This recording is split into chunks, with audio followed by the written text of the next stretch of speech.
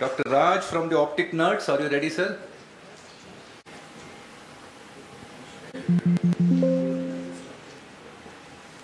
Power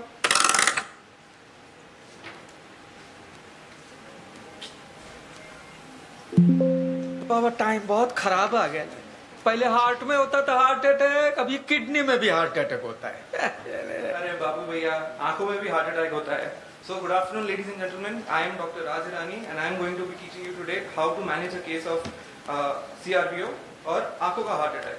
So in order to respect the time limit and the topic given to me, I am going to make the bold assumption that you guys all know what causes CRBO, and we'll move on to the management. So what is the first step in the? These are the learning objectives. What is the first step in the management? How to diagnose it, and how do we do that? Check the visual acuity. Look at the anterior segment for neovascularization of the iris or the angle. Look at the fundus for classical flame-shaped hemorrhages and the macular edema. Measure the IOP because, as we all know, CRBO causes neovascular glaucoma. Investigations form a major chunk of the diagnosis, and the first one we do is the optical coherence tomography or OCT to quantify the amount of macular edema present. Second one is the fundus fluorescent angiography and to evaluate the perfusion status. According to that, we classify it into non-ischemic and ischemic CRBO. The non-ischemic one being less than 10 disc areas of retinal capillary non-perfusion. It is a more common one, milder one, and with a better prognosis. Whereas the ischemic one, it has more than 10 disc areas of retinal capillary non-perfusion. It is a more severe one with a worse prognosis and a classical splash tomato or blood and thunder appearance. So what do we expect in a patient who is coming to us with a presentation of CRBO? We can expect cystoid macular edema. We can expect neovascularization at the iris, angle, disc, elsewhere, or the most deadliest neovascular glaucoma. And lastly, we can expect vitreous hemorrhage. So these are what we call the sequelae of the disease, and these are going to be forming our goals of treatment. And so remember, people, we are treating the sequelae and not the etiology. So we need to remember who is at risk of developing this condition. So elderly people with diabetes, hypertension, dyslipidemia, and even the younger individuals with hypercoagulable states like polycythemia, anemia, protein C or S deficiency, and this is going to be forming a primary prevention. So moving on to the first sequelae, we have cystoid macular edema, and here intravitreals come to our rescue. The first one being steroids. So multiple studies like SCORE and Geneva study stated that triamcinolone and dexamethasone implant are extremely helpful to reducing the CRBO-related CME, but at the cost of cataract formation and elevated IOP. Next come the anti-VEGF, which take care of the angiogenic factors. So bevacizumab, ranibizumab, aflibercept, and multiple trials like Cruz and Copernicus told us that they are extremely useful to tackle the CME and with the minimal side effects. And there are some newer anti-VEGFs that are being used like faricimab and clotocizumab, which are recently FDA approved. Let's not be like this guy. We need to know what is the first treatment of choice. It is the anti-VEGF. Second one being the Ozurdex or Dex implant. So we need to know when and how to give it. So treat and extend is the first dosing regimen that we follow, and followed by PRA. Second comes neovascularization. How would you treat that? Pan-retinal photocoagulation. But when do we give it?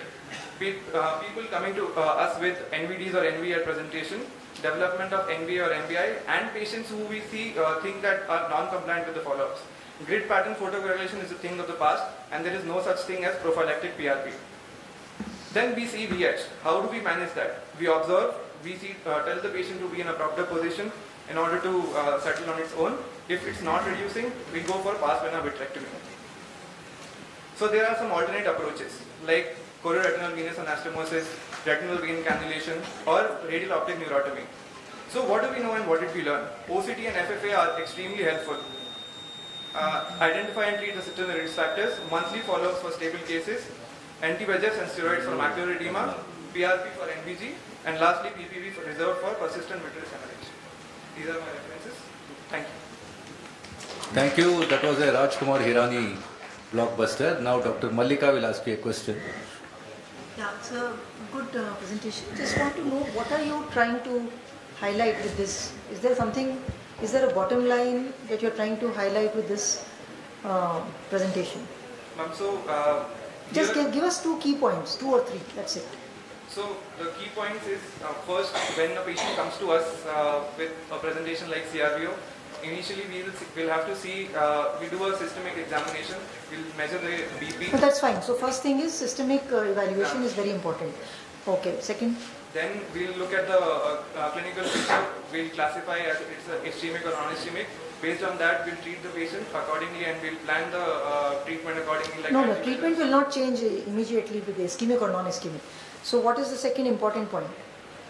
So the monthly follow-ups are extremely important. We need to follow up the patient in a monthly manner, and we need to see how much is the if it's progressing or not. And macular edema we'll have to monitor, because on that only our visual acuity is going to matter. And the third point? And we need to make sure that it's not going into neovascular glaucoma and prevent any neovascularization. Yeah, good. But only thing is, it's not monthly follow-ups. It will. It depends on the case. But I think the basic things which everybody and your points should be, the systemic factors have to be addressed. Anti-VEGFs are the first line of management, and look out for neovascularization. These are the three things. And a heart attack of the eye would be more appropriately central retinal artery occlusion. But okay, accepted. So,